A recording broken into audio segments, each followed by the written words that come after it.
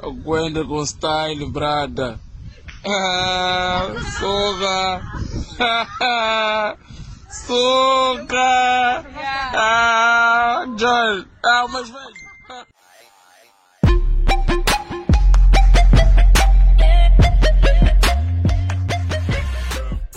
Salut à tous, j'espère que vous allez bien. Bienvenue dans cette nouvelle vidéo consacrée aux éliminatoires de la Coupe d'Afrique des Nations qui aura lieu l'année prochaine au Cameroun. C'est donc le football africain qui est à l'honneur dans cette nouvelle vidéo. Et on commence tout de suite cette vidéo par l'énorme coup de gueule du Sénégal. Les clubs de Ligue 1 et de Ligue 2 en France avaient annoncé mercredi ne pas libérer les internationaux amenés à évoluer hors de l'Union européenne pendant la trêve internationale en raison d'une possible septaine sanitaire à leur retour. J'en parlais déjà dans une précédente vidéo. La fédération sénégalaise concernée par cette décision, puisque 12 des 26 joueurs convoqués par le sélectionneur national Aliou Cissé évoluent en France, a réagi vendredi dernier, estimant que cette décision était d'une nature totalement discriminatoire et contraire au règlement de la FIFA. Le Sénégal, justement, leader du groupe I, a remporté ses 4 premiers matchs des qualifications et les Lions de la Teranga sont seuls en tête au classement de leur groupe avec un total de 12 points au compteur. Lors des 26 et 30 mars prochains, les joueurs d'Aliou Cissé affronteront le Congo à Brazzaville, puis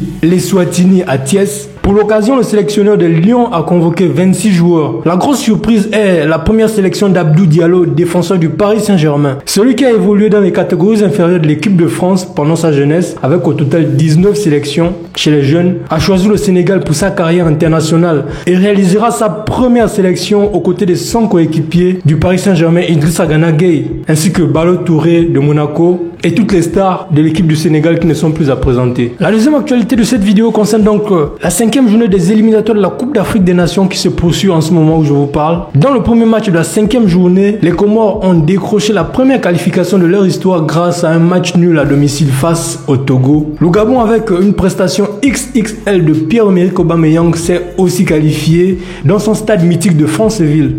Nous, on est à Franceville, Franceville c'est chez nous, on perd jamais, c'est tout ce que vous devez savoir. Dans le même temps, l'Égypte, le Ghana, la Guinée équatoriale et la Gambie ont également validé leur ticket, tandis que la République démocratique du Congo a été éliminée. La 5e et la 6e journée se poursuivent et nous réservent assurément de bons matchs. Évidemment, j'y reviendrai dans une vidéo plus détaillée pour faire le point sur ces qualifications. La mauvaise nouvelle de cette journée est donc pour le Tchad qui ne participera pas à la fête au Cameroun l'année prochaine. En effet, ce lundi matin, la Confédération africaine de football a communiqué de manière officielle la disqualification de la sélection tchadienne pour les éliminatoires de la CAN 2021 suite au retrait de l'agrément de la Fédération tchadienne de football par le ministère de la Jeunesse et des Sports du Tchad. La Confédération africaine de football a donc décidé de disqualifier l'équipe nationale du Tchad des éliminatoires de la Coupe d'Afrique des Nations Total Cameroun 2021 communiquée par la CAF en début de semaine. La Confédération africaine de football accuse le gouvernement du Tchad de s'être intégré dans les affaires de la Fédération de football du pays et d'avoir ôté tous ses pouvoirs à la fédération lors des derniers jours. La CAF a précisé dans son communiqué que les matchs que devrait jouer le Tchad pendant la trêve contre le Mali et la Namibie seraient donnés gagnants aux adversaires. Le Mali, déjà qualifié, est donc premier avec 13 points.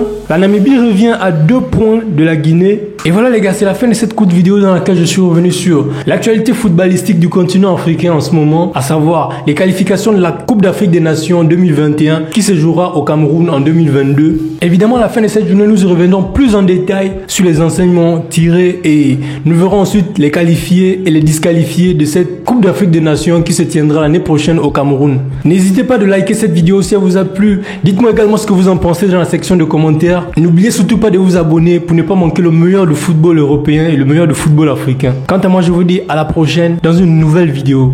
Prenez tous soin de vous. On va où nous? On va où? On va au Cameroun. On va où? On va où? Cameroun. On va où?